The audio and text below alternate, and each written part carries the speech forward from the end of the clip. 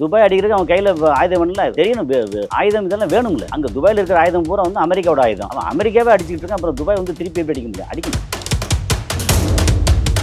அமெரிக்காவோட தோல்வி அப்படின்னு ஒரு விஷயம் இருக்கு. முழுசா தோத்தரல, அதே மாதிரி ஈரான் முழுசா ஜெயிச்சிடல. ஆனா அமெரிக்காவோட டாப்ல எப்பவுமே அடி வாங்காம நிப்பாங்கல்ல. அப்போ இது வந்து கண்டுபிடிச்சு போய் அடிக்கிறதுக்கு முன்னாடி இவனோட டேட்டா சென்டர் இருக்கு இல்லையா, அந்த ரேடார் கருவி ஒரு மாதிரி ஒரு இது மாதிரி இருக்கு, ஒரு பிரமிடு டைப்ல இப்படி இருக்கு. அது வந்து சுத்தியே எல்லா இடமும் வந்து அதோட என்ன சொல்றது, அதோட பார்வை வந்து விரிஞ்சு இருக்கு. அதை வந்து 2 அபிஷியல் அடிச்சிருக்காங்க. ஆனா அன்அபிஷியல் வந்த தகவல் 6 அடிச்சிருக்காங்க. டிமாண்ட் வரும் அப்படின்னா ஏற்கனவே நீங்க ரஷ்யாவில் வாங்கக்கூடாதுன்னு சொல்லி தான் அவன் வந்து 25% டேரிஃப் போட்டதை பெனால்ட்டின்னு போட்டு 50% ஆக்கினாங்க. அதுக்கப்புறம் கூப்பிட்டு வச்சு எல்லாம் பேசி 32% குறைச்சிட்டேன், 18% உனக்கு வந்து மொத்தத்துக்கு டேரிஃப் வரி போடுறேன், ஆனா நான் அங்கேருந்து அனுப்புறதுக்கு 0% வரி போடணும் அப்படின்னு கையெழுத்து போட்டாங்க. அந்த கையெழுத்தெல்லாம் போட்ட காரணம், ரொம்ப முக்கியமான காரணம் என்னன்னா, அனில் அம்பானி எப்ஸ்டீன் ஃபைலில் மாட்டினது, நம்ம மோடி எப்ஸ்டீன் ஃபைலில் மாட்டினது. அமெரிக்கால மிலிட்டரி சைட்ல இருந்து ட்ரம்புக்கு எதிர்ப்பு வந்துருச்சு. அதாவது அங்க காங்கிரஸ் எதிர்ப்பு வருது செனட்ல இருந்து அப்படின்னா ஓட்டை மாத்தி கித்தி போட்டு பண்ணிடுவாங்க. அப்புறம் ஏதாவது இது பண்ணிடலாம். மக்கள் புரட்சி போராட்டம் பண்றாங்கன்னா அதை வந்து சொல்லி மேனேஜ் பண்ணிக்கலாம். ஓகே, அது இல்லாம எதிர்கட்சி குற்றம் சாட்டுறாங்கன்னா அதுல இருந்து இப்படி வேணும் பண்றாங்கன்னு சொல்லிடலாம். மிலிட்டரி வந்தாங்கன்னா 2 விஷயம் நடக்கும். ஒன்று, ட்ரம்ப் அடங்கணும். இது பண்ணியாங்க. ஏன்னா இப்போ அபிஷியலாவே 650 மிலிட்டரி பீப்புள் இங்க வளைகுடால இப்ப இறந்து போயிருக்காங்க 4 நாள் 650 பேர். ஆனா அன்அபிஷியலா வந்து 1200 பேர் அப்படின்ற ஆளு வந்து ஒரு ஓகே, அவங்க கூட கைது நின்னது வந்து ட்ரம்போட ஒய்ஃபு, ஒரு எப்ஸ்டீனோட ஒய்ஃபு, ஒரு யூத பெண்மணி, 2 பேரும் வந்து ஃப்ரெண்ட்ஸு. அப்புறம் எப்ஸ்டீன் வந்து உலகத்தில் இருக்கிற அத்தனை முக்கியமான ஆட்கள் பூரா தொடர்பு. ஒன்று இல்லீகல் குழந்தைகளோட காம தொடர்பு, அப்படி இல்லைன்னா டீல் பேசுறதுக்கு அவனுடைய இதில் பண்ணை வீட்டில் வச்சு இதில் ஐலாண்ட் இருக்கு இல்லையா, ஐலாண்டில் கூட்டு போய் வச்சு வந்து டீல் பேசியிருக்காங்க. ஈரான் ஃபர்ஸ்ட்டே பக்கத்துல இருந்த அமெரிக்கன் பேசஸ் துபாய், பஹ்ரைன்லாம் அடிச்சாங்க. துபாய் வந்துட்டு அப்போ ஒரு ஸ்டேட்மெண்ட்டும் குடுத்தாங்க. அது லெஜிபிளான்னு தெரியல. திரும்ப அடிக்க போறோம் அப்படின்ற மாதிரி இருந்துச்சு. இல்ல, அடிக்கல. நான் எப்படி வந்துட்டு அடிக்காம இருக்காங்க? துபாய் அடிக்கிறதுக்கு அவன் கையில ஆயுதம் வேணும்ல தெரியணும். ஆயுதம் இதெல்லாம் வேணும்ல. அங்க துபாயில் இருக்கிற ஆயுதம் பூரா வந்து அமெரிக்காவோட ஆயுதம். அவன் அமெரிக்காவே அடிச்சுக்கிட்டு இருக்கான். அப்புறம் துபாய் வந்து திருப்பி எப்படி அடிக்க முடியும்? அடிக்க மாட்டாங்க.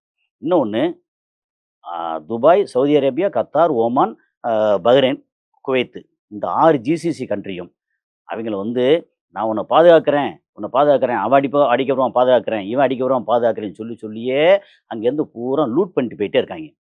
இவங்களுக்குமே வந்து என்னடா இப்படி நடந்துக்கிட்டு இருக்கே அப்படின்னு ஒரு இது இருக்கும். அப்புறம் இன்னொன்று என்னென்னா, இந்த அமெரிக்கா இங்கே மேலே அவனோட நிழலில் இருக்கிற வரைக்கும் தான் அங்கே மன்னராட்சி தொடரும். ஓகே, இல்லைன்னா மற்ற எல்லா இடமும் வந்து ஏதோ ஒரு சர்வாதிகார ஆட்சியோ, கம்யூனிஸ்ட் ஆட்சியோ, மக்களாட்சி மாதிரி அப்படி போய்கிட்டு இருக்கும். ஆனால் மன்னராட்சிங்கிறது வந்து ஜிசிசி கண்ட்ரி மட்டும். ஜிசிசி கண்ட்ரி இப்போ நான் ஜிசிசியில் ஜோர்டான் வந்து மன்னராட்சி. ஓகே, இந்த மாதிரி மன்னராட்சி அங்கே மட்டும்தான் இருக்குது. இவங்களுக்கு என்னென்னா, நம்ம இப்படியே சௌரியமாக இருந்துருவோம் அப்படின்னு. ஆமாம், அப்படி அந்த மாதிரி வரும்போது இவங்களை வந்து அடித்தது என்னென்னா, பொதுமக்கள் இருக்கிற இடத்த அடிக்கவே இல்லை அவங்க. அப்புறம் ஒரு கேள்வி வரும். அப்போ பஹ்ரைனில் ஒரு 30 மாடி கட்டிடத்தில் வந்து அடித்தாங்க. அது என்ன, பொதுமக்கள் இருக்கிற இடம் இல்லை. அது வந்து ஆக்சுவலாக சிஏ ஏஜென்ட்டு டாப் அஃபிஷியல் அங்கே இருந்தாங்க. அந்த கிளாஸ் ஷட்டரான அது இல்லை, கிளாஸ் ஷட்டர் தான் இங்கே அபுதாபி, துபாயில். இது வந்து பஹ்ரைனில் ஒரு 30 மாடி கட்டிடத்தில் மேலே அடித்தாங்க. 22, 25ஆம் மாடி சம்திங் அதை அடித்தாங்க. அடித்து பயங்கர தீயெல்லாம் பிடிச்சது. அங்கே வந்து சிஏ ஏஜென்ட்டு பெரிய டாப் அஃபிஷியல் அங்கே இருந்தாப்லையா. அப்புறம் பஹ்ரைனை வந்து ஷேட்டர் பண்ணிட்டாங்க. முடிஞ்சிச்சு. என்னென்னா, அங்கே வந்து ஃப்ளீட் 5 அப்படின்னா அங்கே வந்து ஒரு நேவல் பேஸு. அந்த மொத்த ரீஜனுக்கே அமெரிக்காவோட டாப் நேவல் பேஸ் வந்து பஹ்ரைன். அதை அடித்து துவம்சம் பண்ணிட்டாங்க. அதுக்கப்புறம் அந்த மொத்த ரீஜன்லேயே ஏர் பேஸ் வந்து ரொம்ப பிக்கஸ்ட் ஏர் பேஸ் வந்து கத்தாரில். அது அல் உதேத் ஏர் பேஸு. ஓகே, அந்த ஏர் பேஸ் அடிச்சிட்டாங்க. அதெல்லாம் ரொம்ப முக்கியம். ஏர் பேஸ் அடிச்சிட்டாங்க. அங்கங்கே கீழே வந்து டெப்ரிஸ் அடிச்சு மேலே அடிச்சது கீழே விழுந்துச்சு, அங்கே போச்சு, இல்லை டைரெக்டாக விழுந்துச்சுன்னு வச்சுக்கோங்க. ஆனால் ரொம்ப முக்கியமாக அமெரிக்காவோட தோல்வி அப்படின்னு ஒரு விஷயம் இருக்குது. இப்போ முழுசாக தோத்தரல, அதே மாதிரி ஈரான் முழுசாக ஜெயிச்சிடல. ஆனால் அமெரிக்காவோட டாப்பில் எப்போவுமே அடி வாங்காமல் நிற்பாங்கல்ல, அந்த மாதிரி தோல்விங்கிறது எங்கே நிற்குதுன்னா, தாடு அப்படின்னு சொல்லி ஒரு ஏர் டிஃபென்ஸ் சிஸ்டம் இருக்குது. Okay, THAAD தாடு. ஓகே, அது வந்து எப்படின்னா கிட்டத்தட்ட 3500லேருந்து 5000 கிலோமீட்டர் தூரத்துக்கு வாணும் மொத்தம் அந்த ஏரியாவில். அப்போ இங்கேருந்து வச்சுங்களேன், இப்போ நீங்கள் சென்னையில் உட்காந்தீங்கன்னா டெல்லியை தாண்டி சைனாவில் பாதி தூரத்துக்கு, ஒரு கால்வாசி தூரத்துக்கு வரைக்கும் அங்கே வந்து ஃப்ளைட்டோ மிசைலோ ஏதாவது நம்ம சென்னையை நோக்கி வருதுன்னு வச்சுங்களேன், இங்கேருந்து அந்த தாடோட அந்த ரேடார் வந்து கண்டுபிடிச்சிரும். கண்டுபிடிச்சா அது போகிற வழியெல்லாம் பார்த்துட்டு அந்த இது வந்து கரெக்டாக போய் எங்கே ரூட்டு போ அந்த ரூட்டுக்கு அது மெனூரபிள் அப்படின்னு ஃபாலோ சொல்லுவாங்க. பண்ணும். ஃபாலோ பண்ணும். ஆனால் மெனூரபிள்ங்கிறது அதுதானே. நமக்கு வந்து அங்கே மேலே சேட்டலைட் இருக்குல்ல, சேட்டலைட்டோட ஜிபிஎஸ் கனெக்ஷன் மாதிரி கனெக்ஷனில் இருக்கும்.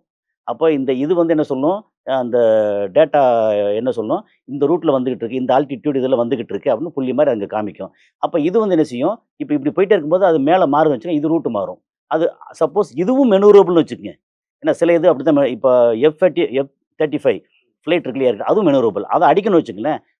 இப்போ இதுக்கு என்ன சொல்லணும்னா, இங்கே ஒருத்தன் வந்துகிட்டு இருக்கான்னு சொல்லணும். அது ரூட்டை மாற்றும். இப்போ இது வந்து ரூட்டை மாற்றி இது இப்படி போகும். அப்படின்னா அது வானத்திலேயே வந்து பெரிய ஜகஜால வேலை பார்ப்பாங்க.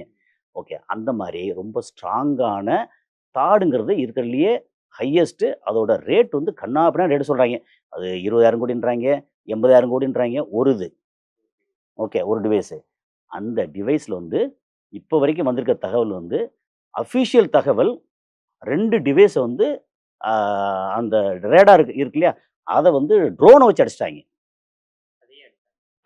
2 தான் அடிச்சிட்டாங்க. ஓகே. அப்ப அத தாண்டின அட்வான்ஸ் டெக்னாலஜி ஈரான்ட்ட இருக்கா? அடிக்கிறதுக்கு டெக்னாலஜி எதுக்கு? கட்டுறதுக்கு தான் டெக்னாலஜி வேணும். அடிக்கிறதுக்கு?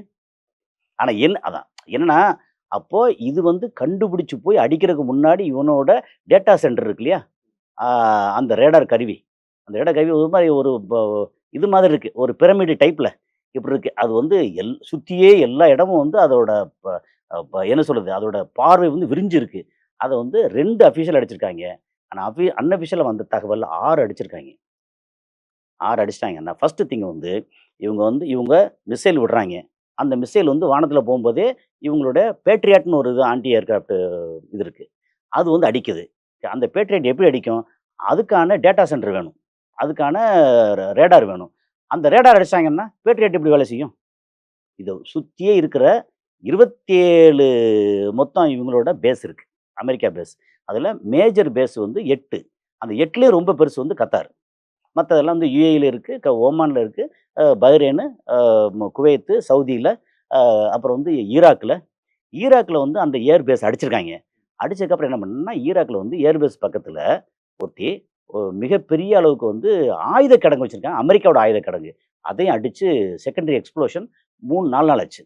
பயங்கரமா வந்து தீ பிடிச்சு அந்த இடத்துல அத யூஸ் பண்ண முடியாது. இப்படியெல்லாம் வந்துருச்சு. இப்ப என்னன்னா, இதெல்லாம் இவ்வளோ தூரம் டீட்டெயில் சொல்ல காரணம், இதெல்லாம் இது புரிஞ்சிரும். இப்போ இந்த மாரி ஒரு இடத்துல நம்ம இந்தியா வந்துட்டோம்னா, அங்க இந்தியாவோட 40 ஃப்ளீட் 40 கப்பல்கள் காத்து கிடக்கு. வெளிய வர முடியல, உள்ள போ முடியல, எண்ணெய் ஏத்த முடியல. என்னன்னா, இந்தியால வந்து எப்பவுமே என்ன சொல்லணும்னா, நமக்கு வந்து குரூட் ஆயில் ஸ்டோரேஜ் ஒண்ணு இருக்கும். அதிலேருந்து அந்த குரூட் ஆயில எடுத்து ரிஃபைன் பண்ணி பெட்ரோலு, டீசலு, நாப்தா, மண்ணெண்ணெய் அப்படின்னு அப்புறம் தார் வரைக்கும் அதெல்லாம் பிரிச்சு பிரிச்சு போகும். அதானே நம்ம ப்ராசஸ். குரூட் ஆயில்லேருந்து. கடைசியா வர்றது கொல கொலன்னு வந்து சேர்றது தாரு. அதுக்கு முன்னாடி வர்றது எல்லாமே வந்து டீசலு, பெட்ரோலு, நாப்தா அப்படின்னு வரிசையா வந்து ஒரு 7, 8 ப்ராடக்ட் வரும். வரிசையான ஆயில் ப்ராடக்ட்ஸ் வரும். வரும். இப்போ குரூட் ஆயில் இங்கேருந்து எடுத்துக்கிட்டே இருப்பாங்க. ப்ராசஸ் நடக்கும்.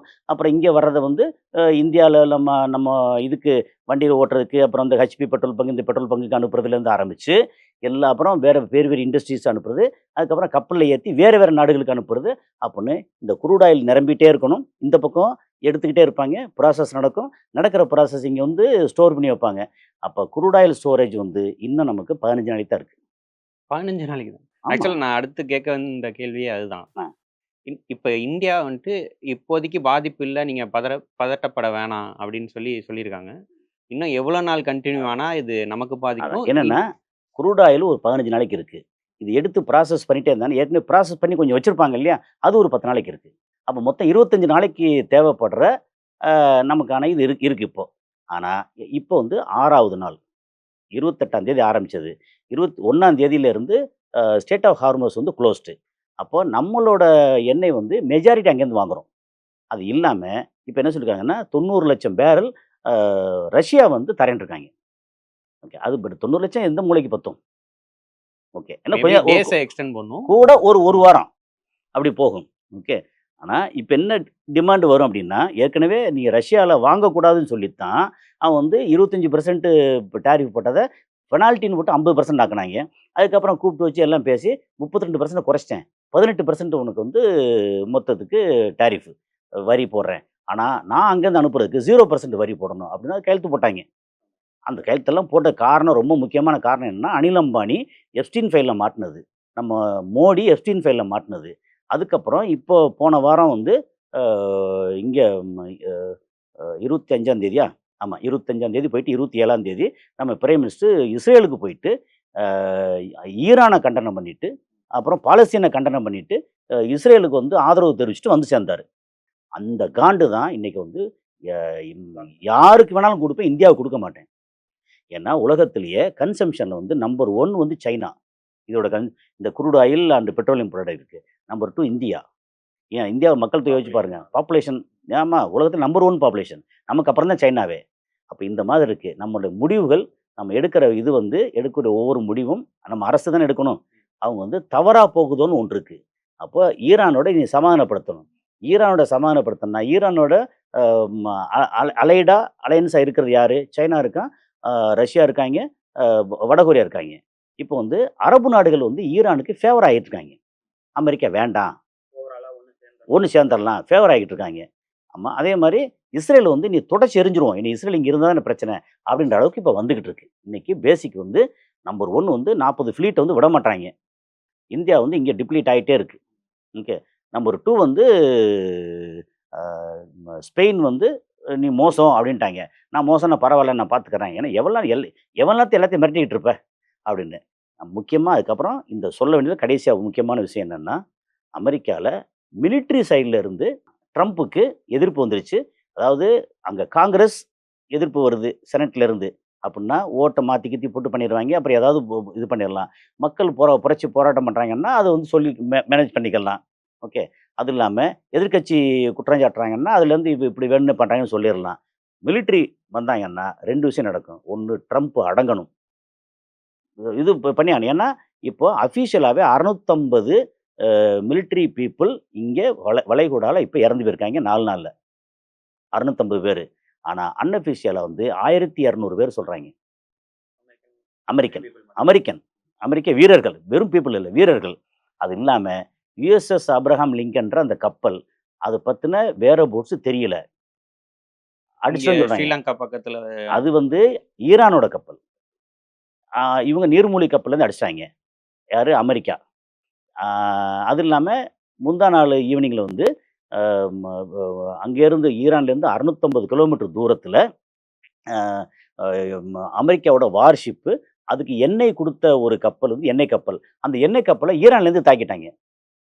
அமெரிக்காவோட கப்பல தாக்குனாய்ங்க. அப்புறம் அதுக்கு பதிலடியா ஈரானோட கப்பல வந்து இங்க ஸ்ரீலங்கா பக்கத்தில. ஸ்ரீலங்கா வந்து 40 நாட்டிகல் மைல். அப்போ ஒரு 70 கிலோமீட்டர் வச்சுக்கங்களேன். அங்க வந்து தாக்கியிருக்காங்க. இந்திய பெருங்கடல்ல. தாக்கியிருக்காய்ங்க. ஸோ இதெல்லாம் நடந்துச்சு.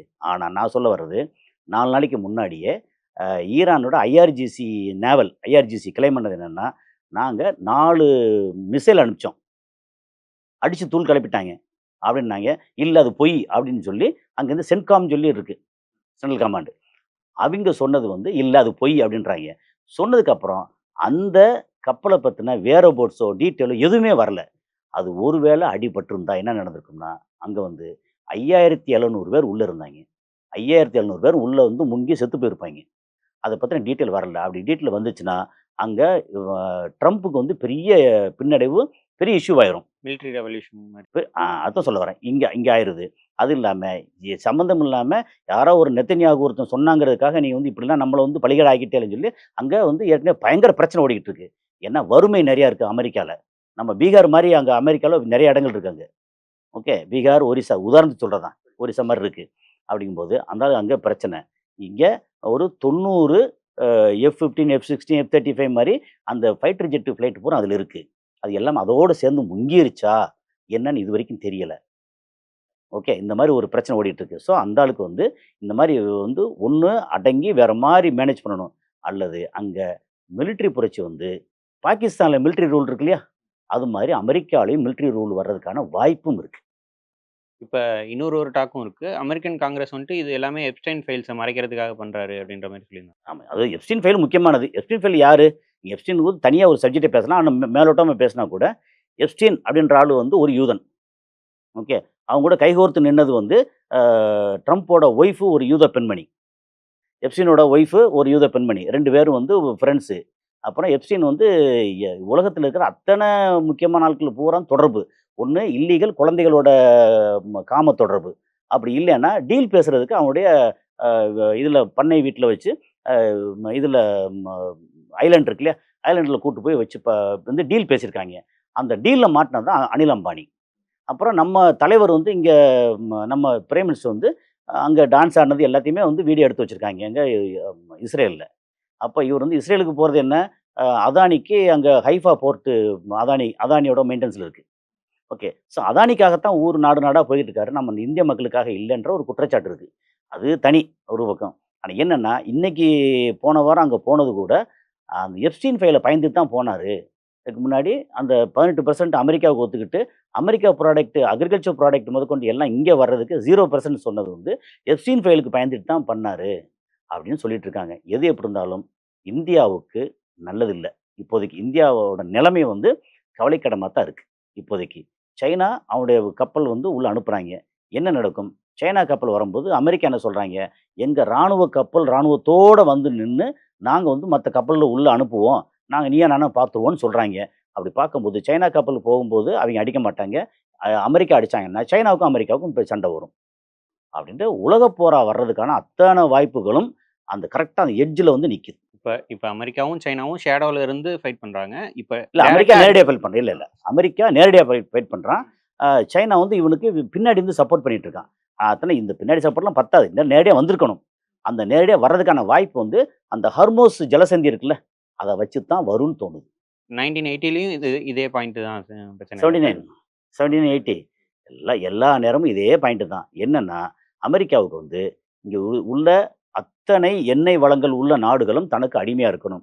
அத்தனை எண்ணெயும் டாலர்ல விநியோகம் பண்ணணும். டாலர் வந்து அவன் இஷ்டத்துக்கு வந்து அச்சடிப்பான். அத வந்து ஒரு பெரிய வேல்யூவா குடுப்பான். அப்படிங்கிறது தான். அது வந்து தனக்கு தான் நல்லா இருக்கணும்னு 4 பேர் சாகடிச்சா தப்பில்லன்றது அவனோட பாலிசி. அமெரிக்கா இப்படித்தான் இருப்பாய்ங்க. ஆனா, அது வந்து அவன் கை வந்து கீழ இறங்கிருச்சு இப்போ. என்ன காரணம்? சைனா வந்து பொருளாதார ரீதியாவும், உழைப்பு அது அப்புறம் எல்லாம் மினரல்ஸ்ன்னு எல்லாமே வந்து ரொம்ப டாப்ல இருக்கான். சைனா. சைனாவ அடக்க முடியல. இவன் கையில வந்து ஆயுதங்கள் வச்சு இப்படி ஊர் உலகத்த பூரா உருண்ட இழுத்தே வந்து வாழ்ந்தவன். இப்போ வாழ்ந்து கெட்டுக்கிட்டு இருக்கவன் அமெரிக்கா. இவன் வந்து கஷ்டப்பட்டவன். இப்ப நல்லா இருக்கவன் சைனா. அப்படிங்கிறது தான். இந்தியா 2க்கு இடையில வந்து நம்ம யாருக்கு சப்போர்ட் பண்றது தெரியாம, ஒரு தவறான கடந்த 2014ல இருந்து நம்முடைய இந்திய பாலிசி நெறையா நேரங்கள்ல தவறாவே போய்க்கிட்டு இருக்கு. நெறைய நேரங்கள்ல. எல்லா நேரங்களும் 100% இல்ல. முன்னாடி வந்து தவறா சில நேரம் நடக்கும். ரைட்டா சில நேரம் நடக்கும். முன்னாடி நம்ம வந்து பாலஸ்தீனத்த சப்போர்ட் பண்ணோம். ஈரான சப்போர்ட் பண்ணோம். சவுதி, துபாய் எல்லாம் யுஏஇலாம் இருந்துச்சு. அப்புறம் ரஷ்யாவ சப்போர்ட் பண்ணோம். நமக்கு சைனா பிடிக்காது. ரஷ்யாவ சப்போர்ட் பண்ணோம். என்ன இப்போ வந்து என்ன ஆச்சுன்னா, இந்த பிரிக்ஸ்ல வந்து சைனா நம்மளுடைய கைகோர்த்து வர தயாரா இருக்கான். நம்ம தான் வந்து அமெரிக்காவுக்கு பயந்துகிட்டு வெளிய வந்துட்டு இருக்கோம். ஸோ பிரச்சனை வந்து இந்தியாவோட நம்மளுடைய ஃபாரின் பாலிசி, இந்தியாவோட ஆட்சி அதிகாரம் வந்து தவறா இருக்கு ஓரளவு. அத நம்ம வந்து நேரடியா அப்படி முழுசா குற்றம் சாட்ட முடியாது. ஆனா நம்ம பார்வையில் வெளிய படிக்கிறது, கேட்கறதெல்லாம் பார்க்கும்போது, நம்மளுடைய அரசு கரெக்ட் இல்லன்னு சொல்லி சொல்லலாம். இது வந்து எப்படின்னா, அவங்க பிஜேபியா இருக்கட்டும், காங்கிரஸா இருக்கட்டும், யாரா வேணாலும் இருக்கட்டும். அது பிரச்சனை. ஆனா, அதில நம்ம வந்து பாதிக்கப்பட்டுருக்கோம். அப்படிங்கிறது தான். Okay sir. டைம் எடுத்து ரொம்ப கிளியரா எக்ஸ்பிளைன் பண்ணீங்க. எல்லாருக்கும் புரிஞ்சிருக்கும் அப்படின்னு நினைக்கிறேன். தொடர்ந்து